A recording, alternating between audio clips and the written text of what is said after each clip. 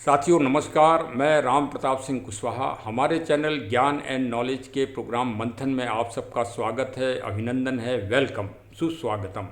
आज आप वास्तव में परिचर्चा जो सुनना चाहेंगे वो यही सुनना चाहेंगे कि अयोध्या में हार जीत किस तरह से हुई, क्या कारण है, कौन जीता और कौन हारा। वास्तव में ये बहुत इंटरेस्टिंग चीज़ है और इसके बड़े दूरगामी परिणाम भी होंगे। भारत की राजनीति में एक परिवर्तन भी आएगा। तो आज चलिए इसी पर चर्चा होगी और साथ में अन्य जो देश में भी हार जीत का दृष्टिकोण हुआ है उस पर भी पर चर्चा होगी। जो भी हमारे पास संचित साक्ष्य हैं हम उनके आधार पर आज वार्ता करेंगे। आनंद से पूरा ब्लॉग जरूर सुन लीजिए, बहुत ही प्रेरणादायक होगा, बहुत मोटिवेशनल और बिल्कुल तथ्यात्मक होगा। नई चीज़ आपको पढ़ने को सुनने को मिलेगी। साथियों, लोकसभा चुनाव की ये 18वीं प्रक्रिया थी। मतलब 18 दिन महाभारत युद्ध चला और सही रूप से 18 दिन ही ये भारत का महायुद्ध, क्या ये एक तरह से लोकतंत्र का विश्व युद्ध है जो अहिंसा से लड़ा जा रहा है। और आज भारत का कोई चैनल ऐसा नहीं है, राष्ट्रीय समाचार, विश्व का समाचार, जिसकी भारत के लोकतंत्र की समीक्षा ना हो रही हो, और उसमें भी अयोध्या सीट की। हमारे भी कई शुभचिंतक हैं जिनका फ़ोन हमारे पास आया, क्योंकि अयोध्या में श्री राम लला जी के ऊपर व राजनीतिक स्थितियों के ऊपर पूर्व में कई हमने ब्लॉग बनाए थे जिनकी काफ़ी प्रशंसा हुई। तो अब जब प्रशंसक बढ़ जाते हैं तो वो प्रश्न भी करते हैं समय के अनुसार, जिनको साम्यक घटनाक्रम कहते हैं। तो आज उनका प्रश्न है कि अयोध्या में विशेष रूप से भाई यही कहा जाता है कि एक नारा था कि जो राम जी को लाए हैं हम उनको ही जिताएंगे, और हो रहा है इसके विपरीत। तो हमारे जो शुभचिंतक हैं वो जानते हैं कि पुलिस सेवा के दौरान मैं काफ़ी लंबे समय तक अयोध्या, फैजाबाद और सीमावर्ती सुल्तानपुर जनपद, अमेठी आदि सभी जगह उस पूरे मंडल में रहा हूँ। तो मंडल वाले स्तर के लोग मंडल की बात पूछ रहे हैं और ज़िले के स्तर वाले लोग ज़िले के स्तर की बात पूछ रहे हैं और प्रांत के स्तर के लोग प्रांत वाली बात पूछ रहे हैं और देश के स्तर वाले लोग देश के स्तर की बात पूछ रहे हैं, और कुछ जो बाहरी विदेशों में भी हमारे परिचित रहते हैं वो विदेश से भी पूछ रहे हैं। तो चलिए भाई, क्योंकि अब चैनल है और चैनल का नाम ज्ञान एंड नॉलेज है, तो भाई कुछ ना कुछ समीक्षा तो करना ही है। और तो समीक्षा पहले सुनने से पहले श्री कबीर दास जी को सुन लीजिए, क्योंकि किसी को बुरी लग सकती है, किसी को अच्छी लग सकती है, इसलिए हम कबीर दास जी को ढाल बना देते हैं। कबीरा खड़ा बाजार में सबकी मांगे खैर, ना काहू से दोस्ती ना काहू से बैर। अच्छा, पुलिस में जो सब इंस्पेक्टर वाला पद है, इसका मूल कार्य इन्वेस्टिगेशन है, विवेचना करना। तो भाई हम 84 में भर्ती हो गए थे पुलिस विभाग में। 2021 में जनपद सुल्तानपुर से रिटायर हुए। तो भाई सीधा संबंध जहाँ से आदमी रिटायर होता है उसी जनपद से रहता है। तो अवध जनपद, अवध क्षेत्र से हमारा वास्ता रिटायरमेंट के बाद भी है। तो कुछ ना कुछ जिज्ञासा तो रहती ही है। और मैंने राम जी के उस पंडाल में भी 2.5 दिन ड्यूटी भी दी है, गर्भगृह के अंदर भगवान के समीप। तो इसलिए लोग बाग आशा रखते हैं। तो चलिए आज समीक्षा करते हैं अयोध्या में हार और जीत के कारणों की। सबको बधाई, जो जीता उसको बहुत बहुत बधाई, जो हारा वो भविष्य में अपनी तैयारी करे। और क्या, ये तो लोकतंत्र है, इसमें तो समय चक्र की तरह पहिया चलता ही रहता है। पहिया कभी ऊपर जाता है, कभी नीचे आता है, यही यूनिवर्सल ट्रुथ है। तो चलिए समीक्षा होगी। देखिए, मैंने पहले ही कहा कि ये 18वीं संसदीय चुनाव था और 18 दिन ही महाभारत युद्ध चला और 18 ही गीता के अध्याय हैं, जिसमें गीता में क्या है, एक व्यक्ति ईश्वर के पास तक कैसे पहुंच सकता है, ये है गीता का असली रहस्य कि एक साधारण व्यक्ति भी क्या करे कि वो ईश्वर की प्राप्ति कर ले। ये बात बताई गई है गीता में। तो निसंदेह इस संसदीय चुनाव के जो परिणाम हैं वो बहुत दूरगामी तो होना ही हैं, इसमें क्या दो राय है, और ये समस्त विश्व को प्रभावित करने वाले हैं। और देखिए कर ही रहे हैं कि जो पार्टियां हारी वो खुश हैं और जो पार्टी जीती वो पूरे स्वाभिमान के साथ खड़ी नहीं हो पा रही है। कैसी विडंबना है। शायद ईश्वर की यही लीला हो, क्योंकि ईश्वर ने पावन गीता में इस बात को कहा है, हे मनुष्यों तुम लोग निमित्त मात्र हो और इससे ज़्यादा अपनी औकात मत मानो। और दूसरा सबसे पहला कारण आपको बता दें, भगवान प्रभु श्री राम जी ने को थोड़ी देर के लिए आप साकार व्यक्ति मान लें, दशरथ नंदन जो इसमें मौजूद हैं, मतलब उनको एक विग्रह न मान के उनको एक साकार व्यक्ति माने तो आप समझ जाएंगे अच्छी तरह से। जो भाई उन्होंने कहा कि हम राजनीति से ऊपर हैं, हमको राजनीति में नहीं पड़ना मानवों की कि स्वार्थ में, अस्वार्थ में, निस्वार्थ में हमारे नाम को घसीटा जाए। प्रभु ने कहा कि उससे हमको दूर रखा जाए। सबसे पहला संदेश तो पूरी दुनिया के लिए ये है कि ईश्वर को राजनीति से दूर रखो।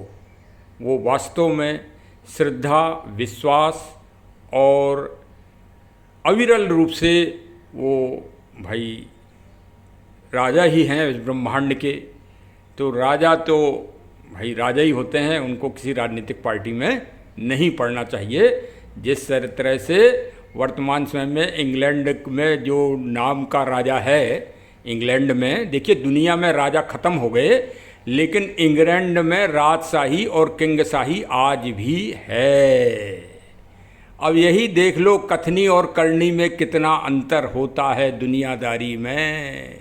वही कथनी और कथनी में अंतर इस अयोध्या जी की संसदीय सीट में भी दिखाई पड़ेगा। अभी मैं आपको बारी बारी से सब सही कारण यथार्थ रूप से बताएंगे और इतना गहन चिंतन और मनन और विश्लेषण शायद ही आपको किसी चैनल में मिले।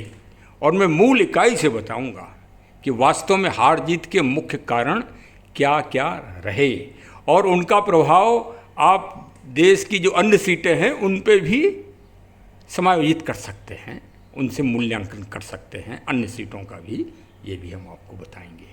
तो एक तो हमने आपको ये बात बताई कि प्रभु श्री राम जी ने अपने आप को दूर रखा, क्योंकि अगर वो सीट जीत जाती तो वास्तव में जो विरोधी लोग हैं, जो विपक्षी हैं, वो भगवान को भी हार जीत में शामिल कर लेते कि राम जी की वजह से ये जीत हो गई।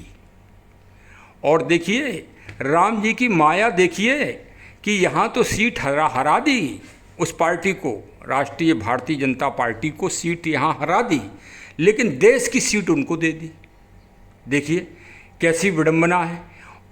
मतलब सेवा जो भगवान ने ली भारतीय जनता पार्टी से, तो उसकी मेवा उन्होंने ईमानदारी से दे दी कि भाई राष्ट्र का प्रधान सेवक भारतीय जनता पार्टी का जो लीडर है वो बनेंगे भाई श्री नरेंद्र दामोदर दास मोदी साहब बनेंगे भाई भारत के प्रधानमंत्री। अच्छा, और वहीं दूसरी तरफ देखिए कि जो दूसरी विपक्ष की पार्टी है वो दर्शन करने तो आज तक गई नहीं, कोई वहाँ का बड़ा प्रतिनिधि तो गया नहीं दर्शन करने कि रामलला जी के दर्शन करने जाए, तो उनको विमुख कर दिया। किसकी? देश की बागडोर से। ये भी आप प्रभु श्री रामलला जी की लीला देखिए।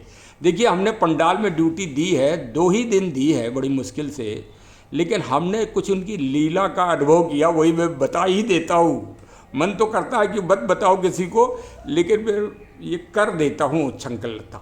हाँ, तो देखिए एक तो ये कि राम जी ने, कोई ये कहे कि हमने स्थापित करा दिया या हम लाए, तो भगवान श्री राम लला जी स्वयं ही अपने विराजमान हुए हैं 22 तारीख को, ये बात भी सही है।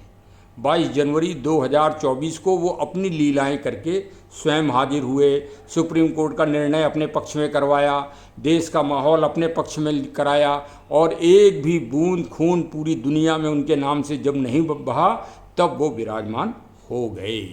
तो एक तो भाई ये आप निष्कर्ष ले लीजिए। अब दूसरा जो सबसे बड़ी बात है कि श्री लल्लू सिंह साहब बहुत ही सरल व्यक्ति हैं, बहुत अच्छे, ईमानदार, कर्मठ, इतने सरल कि बेचारे स्कूटर में सांसद मतलब होने के बाद वो, क्योंकि मैं वहाँ कोतवाली में भी रहा हूँ और व्यक्तिगत राजनीतिक लोगों से वास्ता पड़ता है, तो माननीय श्री लल्लू सिंह साहब से भी मेरा वास्ता पड़ा, मेरा अवधेश साहब से भी वास्ता पड़ा, जो अवधेश प्रसाद साहब जीते हैं उनसे भी मेरा वास्ता हुआ। वो भी अच्छे व्यक्ति हैं, ऐसी कोई दुराय नहीं है। लेकिन लल्लू सिंह साहब की तो जितनी तारीफ की जाए उतनी कम है, जितनी कम की जाए। भाई हम तो थोड़े से दुखी इस बात से हैं कि उनको आखिरी बार ये गरिमामय पद मिलना चाहिए था। खैर, प्रभु राम जी की मर्जी है कि उन्होंने दशरथ जी को अवधेश भी कहते थे कि, और वो कहिए तो आपको हम सुनाएं।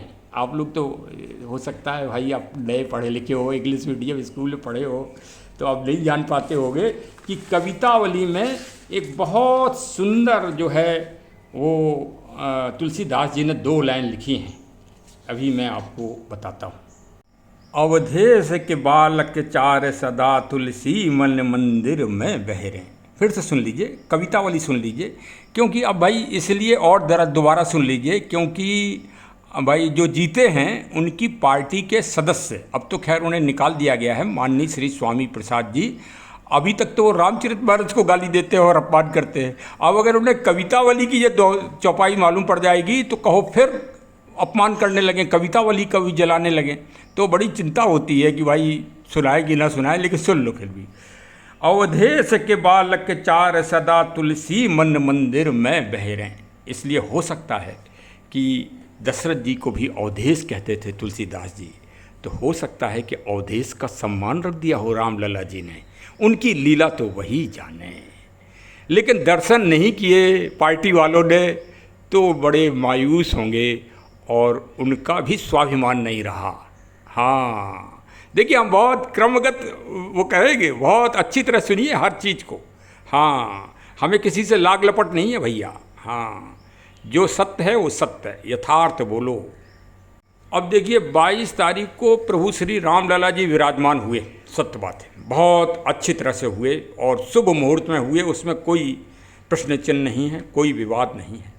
लेकिन उसके पहले हमने एक वीडियो बनाए थे करीब 22 तारीख से पहले, एक हफ्ते पहले, और हमने आगाह किया था श्री राम मंदिर कमेटी वालों को, सभी लोगों को। हमने लेटर भी लिखे थे उनको, इसलिए नहीं, लेटर हमने लिखे थे क्योंकि आज चूँकि पर्यावरण दिवस है, विश्व पर्यावरण दिवस, तो मैंने श्री राम जन्मभूमि में कुछ पौधे लगाने का, जिनका वन गमन में प्रभु श्री राम जी से मतलब सीधा उनसे वास्ता पड़ा था उन पेड़ों का, और उन पेड़ों के नीचे भगवान ने अपने कुछ क्षण बिताए थे। जैसे माता सीता जी ने अशोक वाटिका में और अशोक वृक्ष के नीचे सबसे पहले भगवान प्रभु राम जी ने विश्राम किया था आदि। इसी तरह से पीपल और बरगद और कौन सा वो और भी कई कंदमूल फल, इनका लगाने का हमने अनुरोध किया था सचिव साहब से और अध्यक्ष साहब से। खैर हमारी बात को नहीं सुना गया और न ही माना गया। कोई बात नहीं, अच्छी बात है, समय सबका आएगा, हमारा भी कभी समय आएगा तो हो सकता है एक आधा पौधा हम वहाँ लगाएंगे, क्योंकि हमारी भाई संस्था भी है राम रक्षा फाउंडेशन ट्रस्ट 999 लखनऊ, जो पेड़ पौधे लगाने का काम करती है और जगह जगह हर चौराहे पे और धार्मिक स्थानों में लगाती है। तो कभी मौका अगर लग जाएगा, परमिशन विधि अनुसार प्राप्त हो जाएगी, तो मैं पौधा श्री राम जन्मभूमि परिसर में लगाऊंगा। खैर चलिए, अब मैंने वो लगाया था और मैंने ये आगाह किया था, सरकार को भी आगाह किया था कि जो 250 गांव हैं क्षत्रियों के, जिन्होंने करीब 400 साल से त्याग किया है, और राजा भीटी को विशेष रूप से हमने कहा था, और वहाँ की रानी साहिबा सबसे पहले 1528 में युद्ध करते हुए वो अमर गति को प्राप्त हुई थी। मुझे हिंदू मुस्लिम से कोई मतलब नहीं है, आक्रांता कोई भी हो सकता है। सबसे पहला भारत में यूनानी आक्रांता आया था सिकंदर, कोई भी हो सकता है, वो तो समय की बात है।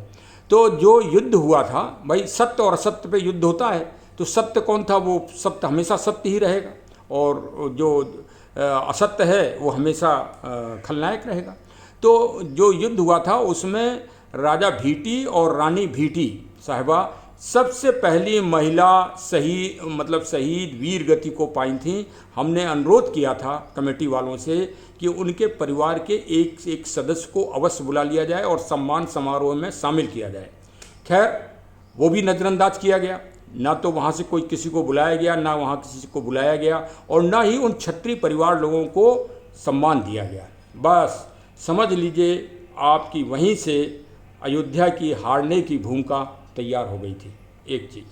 और अब तीसरा पॉइंट जो सबसे इम्पोर्टेंट है कि श्री राम जन्मभूमि ट्रस्ट परिसर में एक भी क्षत्रिय राजपूत सिंह जो श्री राम लला जी के वंशज कहलाते हैं, वो चाहे गलत कहलाते हैं या सही कहलाते हैं, अच्छे हैं या बुरे हैं, पाखंडी हैं या आडम्बरी हैं, वो हैं तो इस देश में आज की तारीख में।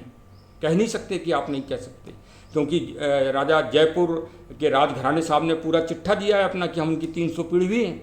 और इसी तरह से और जो क्षेत्रीय आसपास के राजपूत लोग हैं उन्होंने भी कहा है, और वो तो मानते हैं, उनको अपना बेटे के समान मानते हैं भगवान को। वहाँ आप घुसिए तो अयोध्या क्षेत्र में, अवध क्षेत्र में, वो राम जी को भगवान नहीं मानते, वो आज भी बेटा मानते हैं भाई।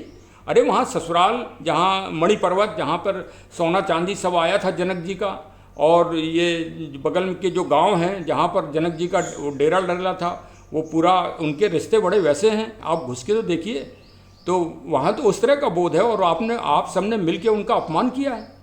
वो अपमान का संदेश पूरे देश में गया है, विश्व तक।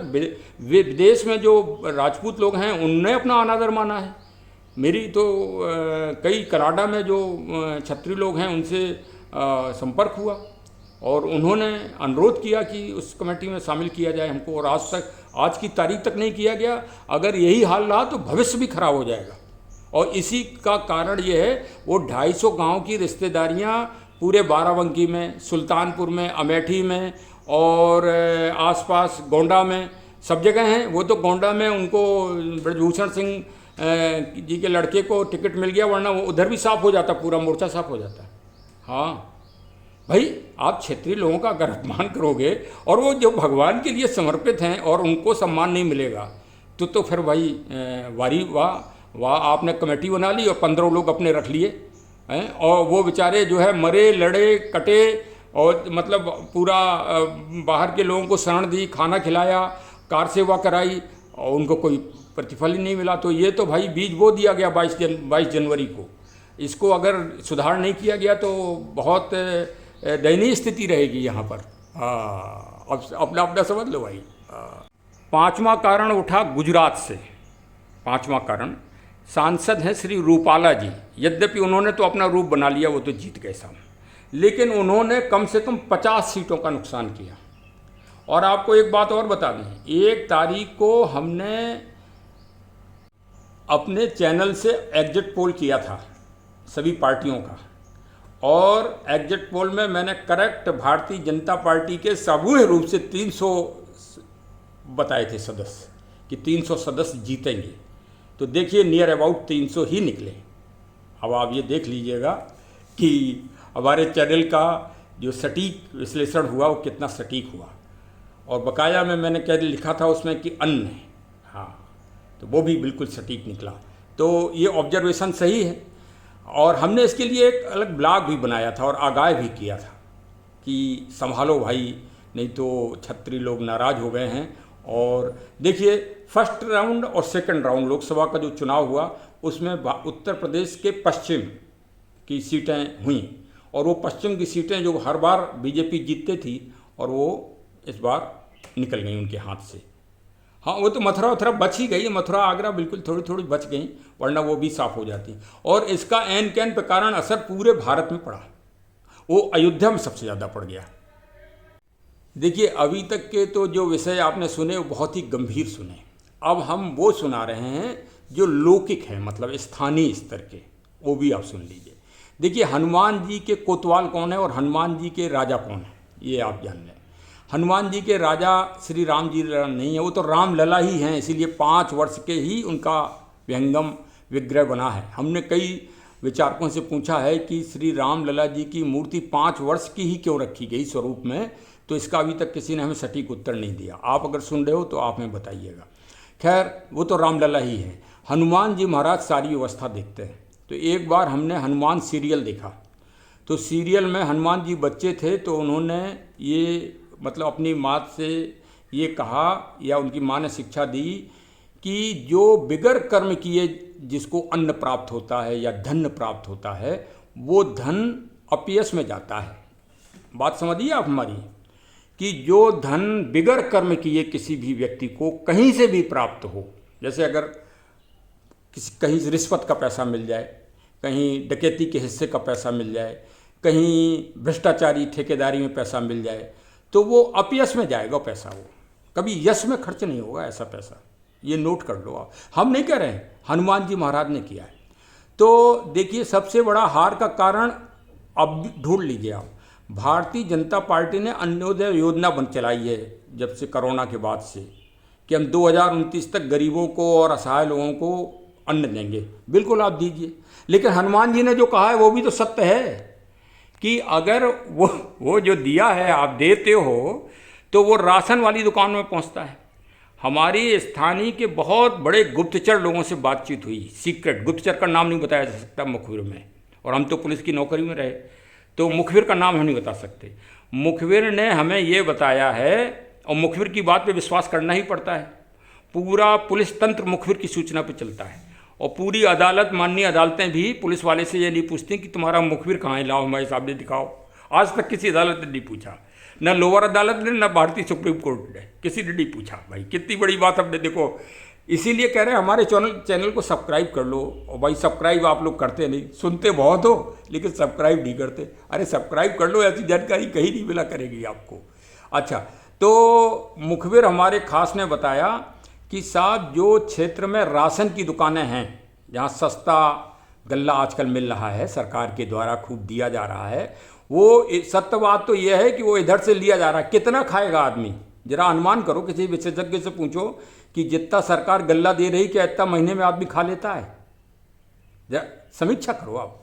वो गल्ला फिर से जो है वहीं के वहीं बिकता रहता है, रूटीन है। ये गुप्तचर ने बताया है। कल के दिन कोई हमसे पूछ रहे, बता जाना भैया, हमारे मोबाइल फ़ोन को ही गुप्तचर मान लेना। अच्छा, फिर उसने कहा कि राशन की दुकानों में सबसे ज़्यादा मतदाता इकट्ठे हो रहे हैं आजकल। इतने मतदाता ना तो थाने में हो रहे हैं, ना तहसील में हो रहे हैं, ना अस्पतालों में हो रहे हैं, ना अन्य किसी जगह हो रहे हैं, बुलाए जा नहीं सकते। मीटिंग, इतनी गर्मी पड़ रही है कि मीटिंगों में नहीं आ रहे हैं लोग आजकल। नेताजी लोग खुद जा रहे हैं, तो नेताजी लोग आजकल राशन की दुकानों में गए प्लानिंग करके, और वहाँ पर मतदाताओं को, भाई वहाँ 3-3 बार राशन बिकता है, और वहीं सारी राजनीतिक घटचक्र चालू हुए, और वहीं ये बात भी उड़ा दी गई कि संविधान में परिवर्तन होगा। परिवर्तन मतलब देखिए, अभी तक उन्हें बेचारों को कौन बताए, गांव वालों को, ये 127 परिवर्तन हुए अभी तक भारत के संविधान में, जिसमें 100 परिवर्तन तो एक ही पार्टी ने किए, राष्ट्रीय दल ने, और 27 अन्य जो पार्टियां हुई हैं बीच में, अटल बिहारी जी बने, मोरारजी देसाई साहब बने, और कई लोग बने, मतलब जो भारत के प्रधान श्री चंद्रशेखर जी बने, श्री विश्वनाथ प्रताप सिंह जी बने।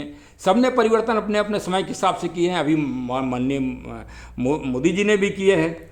और अब जो है ये हो गया कि संविधान बदलने की बात उन्हीं राशन की दुकानों पे हुई है, आप ये समझिए। और राशन लेने जाना पड़ता है, और सारी जो अब थाने और तहसील में ये राजनीतिक चक्र नहीं चले, ये सारी उन्हीं दुकानों में बैठ के पूरी मंत्रणा हुई। अच्छा, और वर्तमान समय में माननीय आदित्यनाथ योगी साहब जो है मुख्यमंत्री जी हैं, जो बहुत तगड़ी स्क्रूटनिंग कराते हैं अपने अधिकारियों से कि कोई कालाबाजारी ना हो पाए, कोई वो ना हो पाए।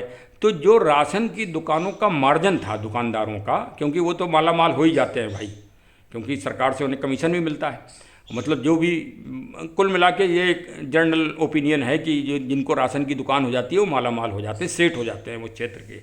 मतलब वो फिर गिरवी पैसा देने लगते हैं, ये करने लगते हैं, वो करने लगते हैं, इस तरह से।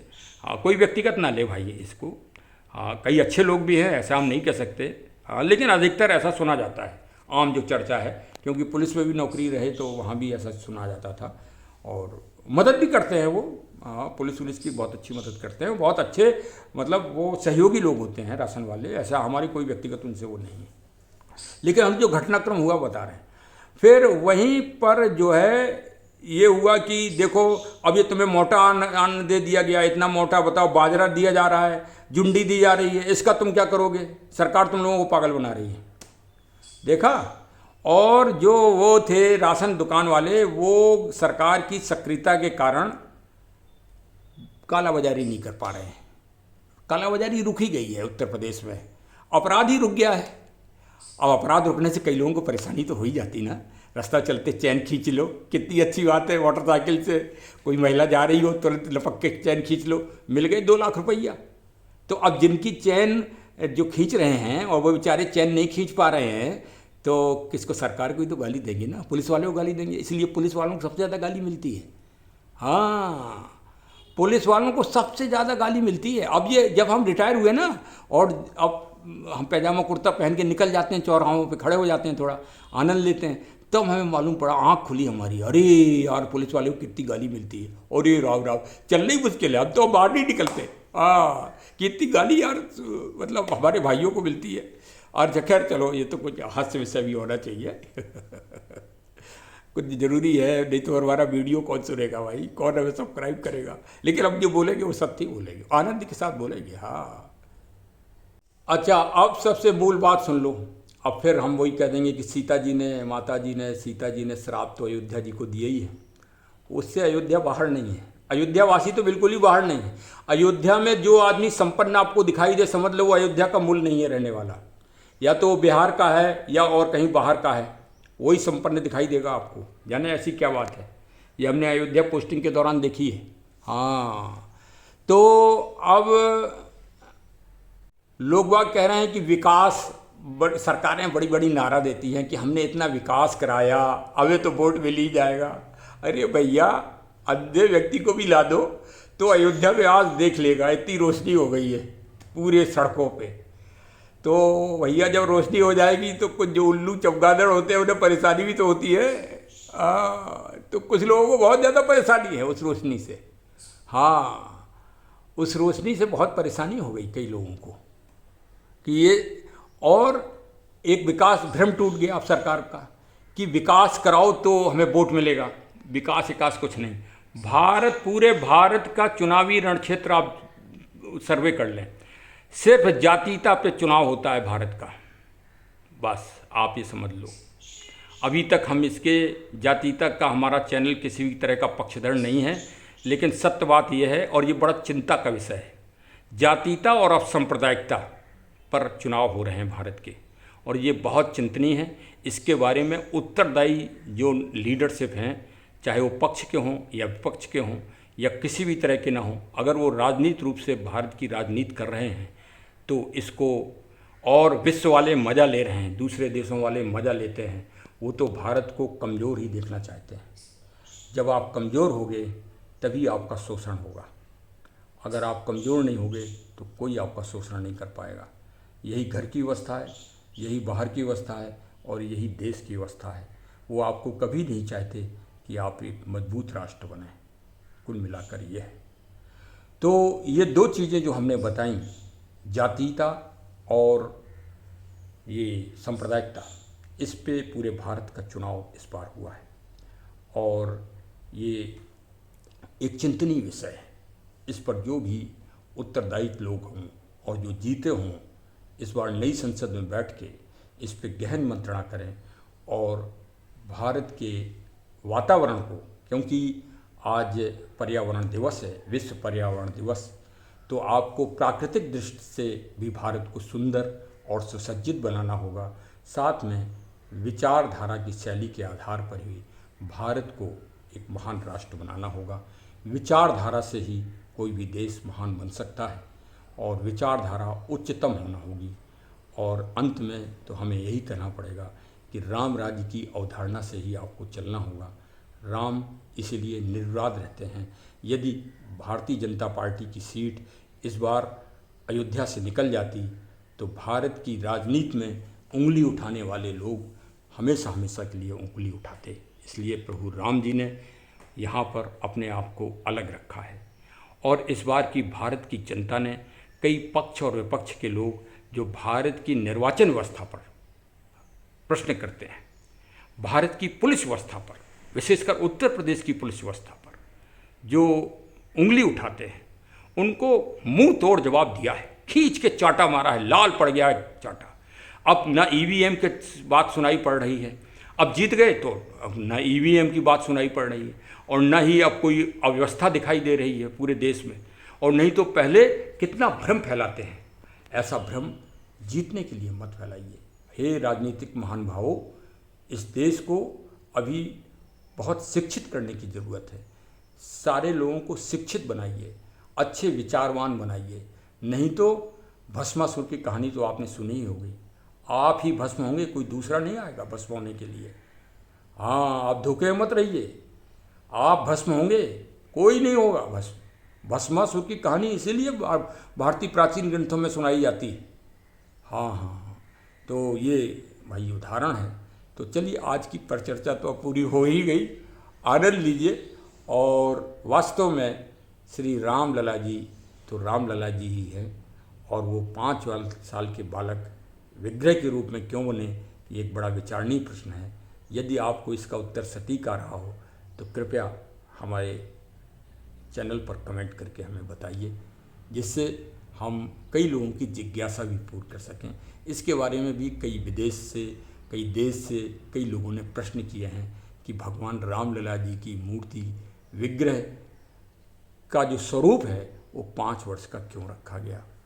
तो चलिए, हार जीत लगी ही रहती है, जो जीता वही सिकंदर, एक कहावत है। जो जीता वही चंद्रगुप्त मौर्य। जय हो भारत, जय हो भारत, जय हिंद, जय हिंद। और भी समीक्षा होती रहेगी। और अब भाई बेल आइकन की बटन ज़रूर दबा दीजिए, और जिससे नोटिफिकेशन तुरंत पहुँचें। आज विश्व पर्यावरण दिवस है, उसके लिए हमने एक अलग से ब्लॉग बनाया है, उसको भी सुनिए, क्योंकि उसमें पूरे विश्व की स्थिति को हमने बताया है कि विश्व में मरुस्थल किस तरह से बढ़ रहे हैं, रेगिस्तान किस तरह से बढ़ रहे हैं। क्योंकि 2024 का जो आइकॉन, उसमें जो टास्क दिया गया है वो मरुस्थल का रोकने का टास्क दिया गया है। क्या दुनिया के किसी विज्ञान ने या किसी वैज्ञानिक ने आज तक 1 फीट जमीन बिगर रसायन पदार्थों के उर्वरक बनाई है, उसका पीएच उच्च किया है? अगर किया है तो उन वैज्ञानिक साहब का कृपया हमें नाम बता दें, और या हमारी उनसे वार्ता करा दें। और हमारे पास एक ऐसा उपाय है जिससे 1 फीट ज़मीन उर्वरक हो सकती है हमेशा हमेशा के लिए। तो पर्यावरण दिवस पर सबको हार्दिक शुभकामनाएं। एक वृक्ष अगर न लगाया हो तो अवश्य लगाइए। जय हिंद, जय हिंद, जय हिंद।